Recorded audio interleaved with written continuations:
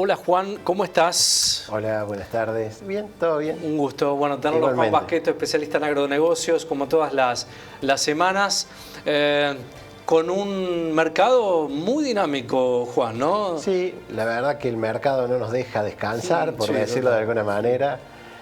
Los precios siguen los precios internacionales, ahora un poquito más, se han alineado. Ya pudimos calcular las retenciones de manera precisa, cuánto cuesta llevar la mercadería a China, sacar la paridad teórica, y vemos que dentro de todo deberíamos tener una ligera correlación con los precios internacionales. Una ligera calma, ¿sí? De todos modos, la presión de oferta por parte de los productores en Argentina, por varias cuestiones. La primera es por temor al aumento de las retenciones, y a esa es la que menos porcentaje le doy. Sí, lo que vimos, una caída de los precios, y aquellos productores que se habían endeudado en pesos pensando en un dólar más caro, tienen que vender más mercadería para cancelar sus pasivos. El productor agropecuario siempre honra sus compromisos, así que eso lo estamos viendo de alguna manera, que hay muchas ventas, también para de alguna manera bajar el costo de almacenaje, no armar silos bolsas.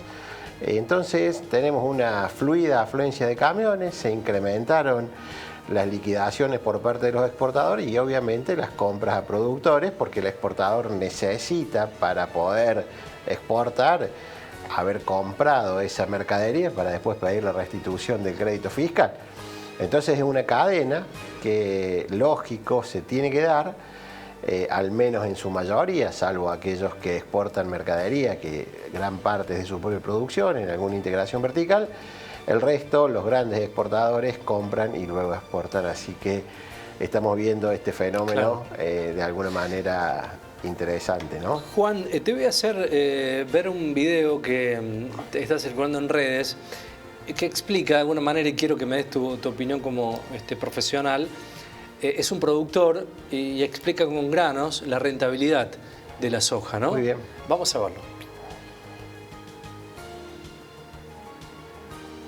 Ejemplo, ¿cuánto es la rentabilidad del cultivo de soja? Hola, ¿qué tal? Estamos hoy acá en San José, 10-15 de abril, y bueno, les quería mostrar con un ejemplo simple. Si tomamos a una proporción de 10 granos, ¿sí? A la hora de trillar, 3 granos se nos van para costo de retenciones, ¿sí? Esto es lo que tenemos hoy los productores, hoy, al día de hoy, en retenciones. Tenemos un granito que se nos va para costo de trilla, ¿sí? Se nos va a ir otro granito para todo lo que es costo de comercialización, flete resario, gestión y logística, ¿sí? Vamos a tener 2 granitos para todo lo que son los gastos de la implantación del cultivo de soja, todos los insumos, ¿sí? Y nos van a quedar 3 granitos. En caso de que sea el campo alquilado, se nos van a ir entre 1 o 2 granitos. Lo más probable que 2, ¿sí? Y nos queda un granito. Con este grano, nosotros mantenemos toda la estructura, parque automotor, mandamos a los chicos a la escuela, y este es el que queda en nuestras economías regionales, ¿sí? O sea que, bueno, a veces nos dicen, ustedes no liquidan. No, lo que no liquidan son los exportadores, los acopiadores. O sea que, bueno, y imagínense si nos ponen un puntito más de retención. El eterno debate respecto a la renta agrícola, ¿no? Sin duda. A ver, si lo vemos desde el punto de vista del productor, se queda con un 10% de la producción como renta, y la verdad que un 10% como renta en cualquier otra actividad que no tenga el riesgo agrícola, porque acá no es que el productor agropecuario todos los años va a ganar el 10%, porque si todos los años el productor agropecuario ganara ese 10%, el negocio fuese estable, sería un negocio extraordinario.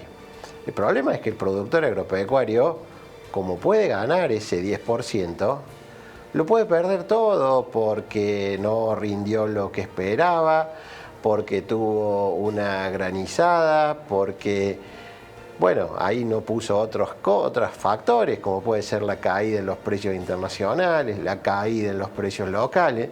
Entonces, ese 10% que está hablando este productor es en condiciones óptimas, por decirlo de alguna manera. Entonces, claro, cuando nosotros vemos este número, nos asustamos porque la renta en el campo no es regular. Porque alguien va a decir, bueno, pero algo gana. No, a veces gana y a veces le toca perder. Y el problema más grave es cuando le toca perder, porque al Estado no le importa si pierde. el Estado se va a quedar con esos 3 granos que son las retenciones. Eso es lo más preocupante de todo esto. O sea, fíjate que ese productor que estaba haciendo esta cuenta simple, que el Estado se lleve el 30% en concepto de retenciones, se lo va a llevar siempre, independientemente gane o pierda. Entonces, esto es lo que tenemos que corregir. El productor agropecuario tendrá que pagar más ganancias si corresponde, pero tenemos que dejar un impuesto progresivo, que se coparticipe, que se distribuya, que vuelva a la población, pero de toda la población, no solamente quede en el gobierno central. Entonces, creo que acá el análisis es de un productor que está contento porque le quedó el 10%. Claro. Habría que ver a aquel productor que el seguro fue insuficiente, porque asegurarse al 100% de producción es muy caro, o que tuvo alguna catástrofe que no sea granizo, que no lo podemos cubrir con seguro, y que hoy estemos viendo ese productor que, a pesar de perder dinero, el 30% va a parar en el Estado, en el caso de la soja. En el caso del maíz, un 10 o un 12, mejor dicho. Entonces es complicada la ecuación en el campo. Está bien.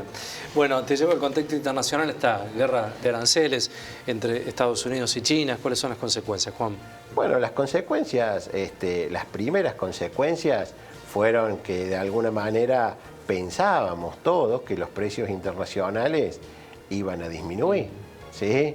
Sin embargo, desde la aplicación de los aranceles, los precios en Chicago subieron. Acá en Argentina bajaron, y entonces este premio que nosotros veníamos notando que había en las cotizaciones locales desapareció. Otra de las cosas que bajó fue el dólar. Entonces eso hizo más competitivos los productos americanos en China. Entonces básicamente lo que se cobra por retención de más o por arancel de más se pierde de alguna manera por haber bajado el tipo de cambio.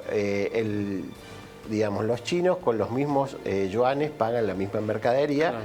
Y esto es un fenómeno que se está dando de alguna manera y está evitando que los granos caigan de manera estrepitosa en Chicago, donde vienen sembrando a buen ritmo y donde vienen exportando a muy buen ritmo, y con pronósticos de comportamiento del tiempo que hasta ahora no implicarían ningún problema. Esto también es importante aclararlo, porque los productores siempre estamos esperanzados o están esperanzados de que el julio, que es el mercado climático norteamericano, tengamos algún repunte en algunos precios, sobre todo en el maíz, y este año pinta que este veranito... ¿Qué hacemos con el maíz? Sí, claro. Bueno, el maíz, mientras mantengamos este mercado invertido, donde hoy vale más el maíz que en el futuro, hagamos caja con el maíz, y en soja, pongamos la soja en plazo fijo, claro. ¿Sí? Vendamos futuros de soja, si queremos quedarnos en dólares. Esto el viernes, no lo calculé hoy, pero el viernes nos da una tasa de acá a fin de octubre del 8%.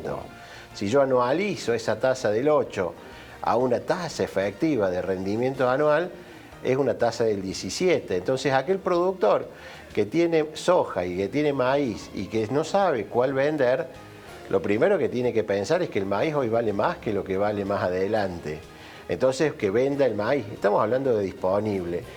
Y la soja, bueno, la soja la puede almacenar, en cierta manera puede vender un futuro, que esto no implica vender con entrega, sino vender en el mercado de futuros como una estrategia de cobertura, y esto le va a otorgar una rentabilidad cercana al 8% bruta. O sea, ahí le tendríamos que descontar los gastos y todas esas cosas que va a implicar algún costo de inmovilización financiera por garantía, pero siendo pesimistas le podríamos sacar un 1%, y no hay renta en el mundo que otorgue el 7% en dólares. O sea, el productor, obviamente en este escenario, por más que todo el mundo le diga venda soja, yo le digo no venda soja, venda futuros de soja, haga caja con el maíz y aproveche esta enorme oportunidad que hay en el mercado. En esta base, Juan, siempre es importante tener en cuenta lo que vos manifestás, que es la planificación financiera, ¿no? Sin duda, eso es lo principal. O sea, yo no le puedo dar una receta genérica a todos los productores, porque yo no sé su estructura de endeudamiento, no sé cuándo van a necesitar el dinero, no sé qué tasa de interés están pagando, no sé cómo se están financiando. En definitiva, si quiero hacer un buen diagnóstico, Una vez que tenga ese diagnóstico preciso, recién ahí vamos a encontrar la mejor herramienta para el productor. O sea, ningún asesor externo, por capacitado que se sienta o se crea o parezca, va a ser una decisión razonable si no tiene en cuenta toda la información interna de la producción agropecuaria. Esto es un trabajo en equipo, en donde el productor se debe poner de acuerdo con su ingeniero, con su contador, tener bien en claro cuáles son los costos, cuáles son las tasas que paga y en virtud de eso hacer una planificación acorde para él, ¿sí? Si cometemos el riesgo, cometemos el error de pensar que cualquier estrategia se puede aplicar en cualquier productor agropecuario, lo más probable es que a alguno de ellos no le vaya bien. Bien, es siempre interesante escucharlo a Juan porque es bajar la información técnica a la realidad cotidiana, ¿no? Y qué hacer en un contexto económico, lo decíamos en la apertura del programa, para las provincias, porque me parece que se juega un papel fundamental en la ecuación económica de nación-provincias, municipios, ¿no? En estos esquemas coparticipables, el campo como un actor preponderante y lo que decías, las retenciones llegaron para quedarse, ¿no? Hay que acostumbrarse a vivir con una economía con estos parámetros, ¿no? Eso es cierto, y yo voy a abrazar a esta estructura federal, ¿sí?, donde teóricamente las provincias han delegado parte de su poder a la nación y a veces o tenemos la idea de que fue exactamente al revés, ¿no? O sea, pensamos que la nación le otorga migajas a las provincias cuando nuestra concepción de federalismo implica que vamos mucho más adelante, ¿no? O sea, que nosotros primero éramos provincia, decidimos hacer una nación y delegamos facultades en alguien para que nos gobierne. Todas estas cuestiones, creo que si volvemos a las fuentes, volvemos a nuestra Constitución, a nuestro nacimiento, realmente eso es lo más importante, ¿no? Juan Bajeto, especialista en agronegocios, un lujo en Argentina Noticias. Gracias, Juan. No, gracias a ustedes.